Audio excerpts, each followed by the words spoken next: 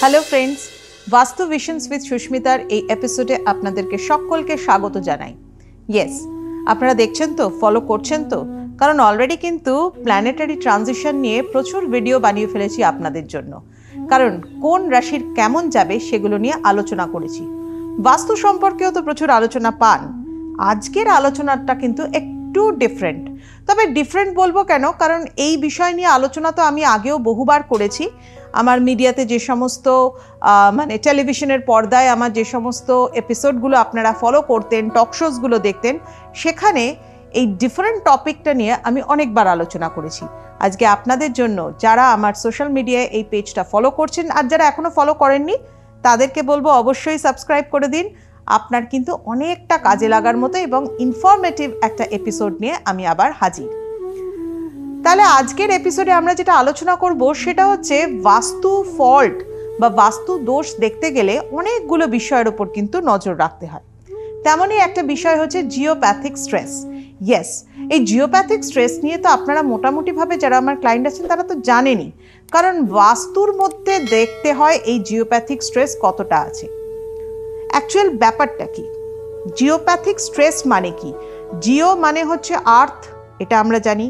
Pethick মানে হচ্ছে সেখানে একটা ডিসরাপ্টেড এনার্জি বা হচ্ছে একটা ডিজিজ। তো এই যে জিনিসটা, তার মানে কি আর্থের দ্বারা সৃষ্ট, পৃথিবীর দ্বারা সৃষ্ট কোনো এনার্জি যেটা আপনার ক্ষতি করছে, এটা আপনার বাস্তুতে কিভাবে এফেক্ট করবে? এক্স্যাক্টলি, অনেকেই হয়তো সেটা চিন্তা করতে পারেন। এটা কিন্তু বাস্তু ফলসের মধ্যেই পড়ে যায়। বাস্তু দোষের মধ্যেই জিওপ্যাথিক স্ট্রেসটা ভীষণভাবে একটা ইম্পর্টেন্ট ব্যাপার। কারণ আমরা শুধুমাত্র ওই ডাইরেকশনাল অ্যাসেসমেন্ট করছি, জোনাল স্ট্রেংথ দেখছি, আমরা এলিমেন্টাল ব্যালেন্স করছি, শুধু এইটুকু করলে হবে না। আপনার রুমের প্লেসমেন্ট করছি, আপনার রুমের মধ্যে, আপনার বাস্তুর মধ্যে আপনার ব্রহ্মস্থান, আপনার নর্থ ইস্ট কর্নার যতটা ইম্পর্টেন্ট, ততটাই ইম্পর্টেন্ট হচ্ছে জিওপ্যাথিক স্ট্রেস। এই জিওপ্যাথিক স্ট্রেস হচ্ছে পৃথিবীর, যেরকম আমাদের একটা প্রত্যেকটা মানুষের বা প্রত্যেকটা গ্যাজেটসের একটা ইলেকট্রোম্যাগনেটিক ফ্রিকোয়েন্সি থাকে, পৃথিবীর নিজস্ব একটা ইলেকট্রোম্যাগনেটিক ফ্রিকোয়েন্সি আছে। এবার সেই ফ্রিকোয়েন্সিটা কোনোভাবে ম্যানমেড স্ট্রাকচার হোক বা কোনো আন্ডারগ্রাউন্ড ফিচার্স হোক, কোনো কিছুর দ্বারা যদি ডিস্টর্টেড হয়ে যায় তাহলেই কিন্তু তখন তৈরি হয় জিওপ্যাথিক স্ট্রেস। এক্স্যাক্টলি, খুব সহজ ভাষায় এবার বলি। এতক্ষণ ধরে কিছু সায়েন্টিফিক কথা বললাম, এবার সহজ ভাষাটা হচ্ছে এরকম ধরনের, আপনার বাস্তুতে আপনি কিভাবে জিওপ্যাথিক স্ট্রেসটাকে ফাইন্ড আউট করবেন। প্রথম কথা হচ্ছে যে কোনো বাস্তুবিদের পক্ষেই সম্ভব এই জিওপ্যাথিক স্ট্রেসটাকে ফাইন্ড আউট করা। কারণ আমি বহু জায়গায় বাস্তু ভিজিট করতে গিয়ে দেখেছি যে কারোর বাড়িতে হয়তো জিওপ্যাথিক স্ট্রেস প্রচুর ভর্তি রয়েছে। তো এটা আমি একটা খুব সহজ উদাহরণ দিচ্ছি। সাধারণত এটা হয় কিসের জন্য? বিভিন্ন ধরনের আন্ডারগ্রাউন্ড পাইপলাইন্স বা মিনারেল ডিপোজিটস বা ফল্ট লাইন্স, এইসবের দ্বারা কিন্তু এটা তৈরি হয়। তবে চোখের সামনে তৈরি হওয়া একটা জিওপ্যাথিক স্ট্রেস আপনাদেরকে বলে দিই। ধরুন কারুর বাড়ির জানলার পাশে একটা বড় ইলেকট্রিকের পোল আছে, আপনার বাড়িতে জিওপ্যাথিক স্ট্রেস কিন্তু তৈরি করবে। ধরুন কারুর বাড়ির ছাদের ওপরে অনেক বড় বড় বেশ টাওয়ার লাগিয়ে রেখে দিয়েছেন, আপনার বাস্তুতে এবং আপনার সারাউন্ডিংসে যে সমস্ত বাড়িগুলো আছে তার মধ্যেও কিন্তু জিওপ্যাথিক স্ট্রেস তৈরি করবে। আর্নিংয়ের একটা রাস্তা অবশ্যই, কিন্তু সেই জায়গাটাকে কি একদমই বন্ধ করে দিতে হবে? জিওপ্যাথিক স্ট্রেসটাকে কি অ্যাভয়েড করা যায় না? যায়, কিন্তু কখনোই বলবো না একেবারে 99% করা যায়। জিওপ্যাথিক স্ট্রেস তৈরি হলে পরে বাড়িতে অনেক ধরনের নেগেটিভিটি তৈরি হয়, কারণ হার্মফুল এনার্জি অ্যাকিউমুলেট হচ্ছে, তো হার্মফুল ভাইব্রেশন আপনার বাস্তুতে তৈরি হচ্ছে। তো এটাও কিন্তু বাস্তু ফল্টস। দেখবেন কি কি হয়, বাড়িতে অস্বাভাবিক লেজিনেস, কারুর কাজে মন নেই, কাজ করতে ইচ্ছাই করে না। আপনি ভাবছেন আপনার ছোট বাচ্চাটা পড়াশোনা করে না, কিছুতেই তাকে দিয়ে পড়াশোনা করতে পারান না। সে পড়তে বসে তার কনসেন্ট্রেশন, তার সে ট্র্যাক একদিকে চলে যায়, সে আর একদিকে চলে যায়, তার ফোকাস একদমই থাকে না পড়াশোনার প্রতি। আপনার কি কাজে ফোকাস আছে? হয়তো নেই। মেবি আপনার বাড়িতে জিওপ্যাথিক স্ট্রেস আছে। ফিলিং টায়ার্ড, সবসময় একটা টায়ার্ড ফিল হয়, কাজ করতে আপনার ইচ্ছা করে না। আপনি হয়তো হাউস হোল্ডস কাজই করছেন, হাউসওয়াইফ হয়তো, বা হয়তো বাড়িতে থেকেই আপনাকে ওয়ার্ক ফ্রম হোম করতে হয়, কিন্তু নিজের কাজের প্রতি প্রচণ্ড একটা টায়ার্ড ফিলিং, প্রচণ্ড লেজিনেস আপনার কিন্তু কাজ করে। অনেক সময় মেডিসিন নিতে ইচ্ছা করছে না, ঘুম থেকে উঠেই সকালবেলাই আপনার মাথা যন্ত্রণা শুরু হয়ে যায়।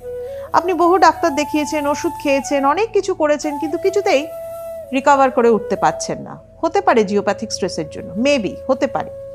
আবার ধরুন বিজনেস ডেভেলপমেন্ট না হওয়া, ব্যবসায় প্রচণ্ডভাবে একটা ক্ষতি যাওয়া, সবসময় একটা ডাউনফল হওয়া, এগুলোও কিন্তু জিওপ্যাথিক স্ট্রেসের জন্য হতে পারে। আপনার বাড়িতে যদি আপনি ধরুন একটি পেটস পুষেছেন, আপনি খরগোশ পুষেছেন কি আপনি একটি ডগি পুষেছেন, সেই পেটসদেরকে দেখবেন জিওপ্যাথিক স্ট্রেস বা জিওপ্যাথিক যে স্ট্রেস লাইনটা আছে, এরা কখনো সেই লাইনের কাছে, বর্ডারের কাছে থাকতে চায় না। দেখবেন সবসময় আপনার বাড়ির কোনো একটা জায়গায় এরা অ্যাভয়েড করে। বা আপনি হয়তো পাখি পুষেছেন, তাকেও যদি সেই ঘরের মধ্যে সেই রকম জায়গায় এনে রাখেন, তাহলেও কিন্তু সে থাকবে না। শুধু তাই নয়, যে কোনো লিভিং জিনিস, আপনি হয়তো কোনো ইনডোর প্ল্যান্ট রেখেছেন, আপনার যদি সেই স্ট্রেস লাইনের মধ্যে ইনডোর প্ল্যান্ট রাখেন, সে 1 সপ্তাহ কেন 2 দিনের মধ্যেই মরে যাবে সেই প্ল্যান্টটা। বাড়িতে ফিশ বোল রেখেছেন, অ্যাকোয়ারিয়াম রেখেছেন, তার মধ্যে ফিশ রেখেছেন, একদম পটপট করে সবকটা মাছ মরে যাচ্ছে, আপনি বুঝতেই পারছেন না কোথা থেকে এত নেগেটিভিটি তৈরি হচ্ছে। এটা হচ্ছে স্ট্রেস লাইন, এটা হচ্ছে জিওপ্যাথিক স্ট্রেসের কারণে হচ্ছে। এই জিওপ্যাথিক স্ট্রেসটাকে কিন্তু কাটাবারও বিভিন্ন রকমের উপায় রয়েছে। হ্যাঁ, আমরা 100% পুরোপুরি কাটাতে পারি না, সেগুলোকে তাহলে রিমুভ করতে হবে।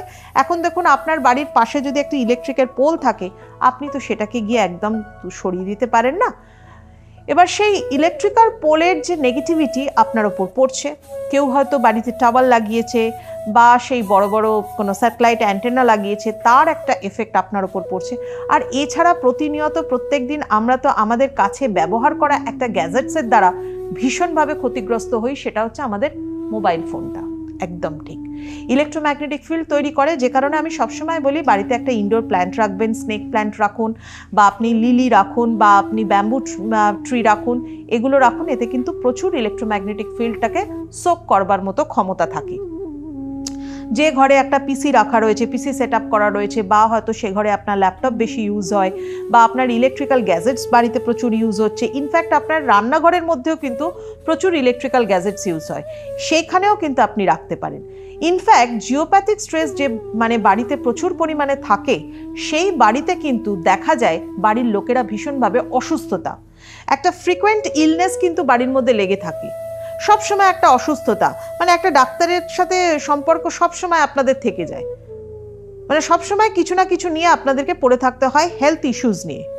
মেন্টাল স্ট্রেস তো থাকেই, প্রচুর পরিমাণে থাকে, ইলনেস থাকে, লেজিনেস থাকে, ওষুধ না নেওয়ার একটা প্রবণতা। আপনার অসুস্থতা আছে, আপনি মনে করছেন ওষুধ নিলে হয়তো সেটা ঠিক হয়ে যেতে পারে, প্রপারলি ঠিক টাইম মতো ওষুধ না খাওয়া, ওষুধ না নেওয়ার প্রবণতা, এগুলো কিন্তু প্রচুর পরিমাণে দেখা যায়। মুড সুইং, ভীষণভাবে মুড সুইং হয়ে যাওয়া, এগুলোও কিন্তু জিওপ্যাথিক স্ট্রেসের জন্য হতে পারে। তাহলে বাস্তু দোষ শুধু মানেই মানে বাস্তুর টোটাল ইভ্যালুয়েশন যদি আমি করি, তাহলে কিন্তু পুরোপুরি দেখতে হবে যে আপনার বাড়িতে জিওপ্যাথিক স্ট্রেসও আছে কিনা। যে সমস্ত বাড়িগুলো প্রচণ্ড অনেক দিনের পুরনো বাড়ি, অনেক সময় কি কনস্ট্রাকশন হয়েছে, কিভাবে কি হয়েছে আপনি হয়তো এতটা কিছু জানেনও না, কিন্তু বাড়িতে কিন্তু অনেক কিছু হয়ে গেছে, যেমন আনন্যাচারাল ডেথ হয়ে গেছে, বাড়িতে অনেক কিছু মানে অশান্তি লেগে রয়েছে, কোনো শুভ কাজ হয় না, সেই বাড়িতেও কিন্তু জিওপ্যাথিক স্ট্রেস থাকতে পারে। সেটাকে ডিটেক্ট করতে পারেন কিন্তু একজন সম্যক জ্ঞানসম্পন্ন বাস্তুবিদ। যাই হোক, যদি আপনার বাড়িতেও এই ধরনের কিছু ফিলিংস, এই ধরনের কিছু লেজিনেস থাকে, বা স্লিপিং ডিসঅর্ডার থাকে এবং কন্টিনিউ, সেটা কিন্তু ধরুন আপনার 1 বছর 2 বছর ধরে না, হয়তো আপনি বিয়ে করে এই বাড়িতেই এসেছেন, যবে থেকে বিবাহিত হয়ে এই বাড়িতে এসেছেন তবে থেকেই আপনার ইনসমনিয়ার প্রবলেম, তাহলেও কিন্তু সেটা জিওপ্যাথিক স্ট্রেসের জন্য হতে পারে। কি করবেন, কি করা উচিত? প্রথমে কতগুলো পয়েন্ট বলি। ফার্স্ট পয়েন্ট হচ্ছে সাউন্ড ভাইব্রেশনকে ক্রিয়েট করতে হবে, একটা পজিটিভ সাউন্ড ভাইব্রেশন। প্রত্যেকটা সাউন্ডের একটা ভাইব্রেশন থাকে। আমরা জানি যে মন্ত্রা চ্যান্টিং করা, মন্ত্র পাঠ করা আমাদের শরীরের জন্য কতটা উপকার। আমাদের শরীরের বাইরের যে অরাটা আছে সেটাকে ক্লিন করতে দারুণভাবে সাহায্য করে কিন্তু এই মান্ত্রা চ্যান্টিং। আপনার বাড়িতে যদি আপনি চ্যান্ট ঠিকমতো না করতে পারেন, ঠিকমতো প্রনাউন্সিয়েশন আপনার যদি ঠিক না হয়, তাহলে করবেন না। কারণ সংস্কৃত শব্দ দিয়েই কিন্তু আমাদের এই মন্ত্রগুলো তৈরি। এই মন্ত্রটাকে যদি আপনি বাংলা শব্দের মতো বা ইংলিশ অ্যাকসেন্টের মতো করে বলেন, তাহলে কিন্তু তার কোনো ফল নয়। অ্যাকচুয়াল যে প্রনাউন্সিয়েশন, সেই প্রনাউন্সিয়েশন করেই কিন্তু আপনাকে বলতে হবে। খুব যদি না পারছেন, তাহলে সেটা আপনি কানে শুনুন, কোথাও একটা চালিয়ে দিন। আজকাল তো সবসময় সোশ্যাল মিডিয়ায় অ্যাভেলেবেল মহামৃত্যুঞ্জয় মন্ত্র। মহামৃত্যুঞ্জয় মন্ত্র কিন্তু অবশ্যই আপনি প্রত্যেক দিন, যে বাড়িতে এই ধরনের প্রবলেম আছে, জিওপ্যাথিক স্ট্রেস আছে, আপনি শুনুন, নিজেই বুঝতে পারবেন। 6 মাস 1 বছর বাদে আপনি আস্তে আস্তে নিজেই রিয়েলাইজ করতে পারবেন যে অনেক ধরনের অনেক নেগেটিভিটি, আপনার অ্যাংজাইটি, আপনার মুড সুইং, আপনার টায়ার্ডনেস অনেকাংশে কিন্তু আপনার কমে গেছে। সেগুলো কিন্তু আপনি রিয়েলাইজ করতে পারবেন। মহামৃত্যুঞ্জয় মন্ত্র আপনি প্রত্যেক দিন আপনারা পাঠ করতে পারেন বা আপনারা সেটা কানে শুনতে পারেন। এরপর হচ্ছে নাম্বার 2 হচ্ছে স্ট্রেস লাইনটাকে অ্যাভয়েড করতে হবে। বাস্তুবিদ যদি আপনাকে আপনার ঘরে এসে ডিটেক্ট করে থাকে, তাহলে সেই স্ট্রেস লাইনটাকে অ্যাভয়েড করে স্লিপিং পজিশনটাকে রাখতে হবে। বাড়ির মধ্যে যেরকম বিম বা পিলার পোস্টের নিচে বা বিমের নিচে যেরকম আমাদেরকে বলা হয় যে কোনো শোবেন না, তার মানে এই নয় পুরোনো বাড়িতে যে কড়িকাঠ থাকে তার নিচে শুতে বারণ করছি না। বিম, যেটা বিম গেছে, সেই বিমের দিকে প্রপার সেই বিমের নিচে কিন্তু কখনো শোয়া উচিত নয়। ওপেন পোস্ট অ্যান্ড পিলার থাকলে পরে তার সামনেও কিন্তু শোয়া উচিত নয়। এই স্ট্রেস লাইনগুলোকে আপনাকে কাটাতে হবে। ঘরের মধ্যে কোথায় স্ট্রেস লাইন আছে সেটা ডিটেক্ট করে নিতে হবে। এর ছাড়াও আরও অনেক উপায় রয়েছে, যেমন হচ্ছে সল্ট ক্লিনজিং ওয়াটার।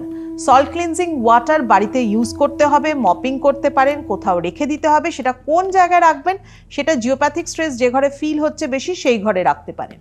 নেক্সট হচ্ছে বিভিন্ন ধরনের কোয়ার্টজ ক্রিস্টালকে ইউজ করা যেতে পারে। বিভিন্ন কোয়ার্টজ ক্রিস্টাল নেগেটিভিটি অ্যাবজর্ব করতে পারে, যেমন অবসিডিয়ান আছে, যেমন কার্লিনিয়ান আছে, যেমন হচ্ছে ব্ল্যাক টরমালাইন আছে, যেমন হচ্ছে এমেথিস্ট আছে, কোয়ার্টজ ক্রিস্টাল আছে।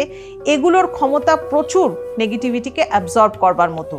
খুব যদি অসুবিধা হয়, তাহলে একটা বাটিতে করে, একটা কাঁচের বাটিতে করে ভর্তি করে জল রেখে দেবেন সেই জায়গায়। দেখবেন সেই জলটা নয় ঘোলাটে হয়ে গেছে, না হলে কিছুভাবে সেটা হয়তো পুরোপুরি ধুলোতে ভর্তি হয়ে গেছে বা কালো হয়ে গেছে। সেই জলটা প্রতিদিন আপনি ফেলে দিন, দেখবেন নেগেটিভিটি আস্তে আস্তে কিন্তু কাটতে থাকছে। এছাড়া কপার রডসের বিভিন্ন ধরনের প্রয়োগ রয়েছে, বাস্তু পিরামিডসের প্রয়োগ রয়েছে, সেগুলো যে কোনো বাস্তুবিদকে দিয়ে অবশ্যই ডিটেক্ট করিয়ে তবেই কিন্তু জিওপ্যাথিক স্ট্রেসটাকে কাটাতে হবে।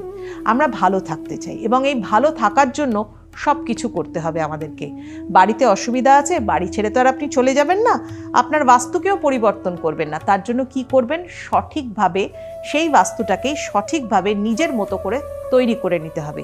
বাস্তুদোষকে কাটানো এমন কিছু ব্যাপার নয়, বিশাল তার জন্য খরচাপাতি করে আপনাকে কিচ্ছু করতে হয় না।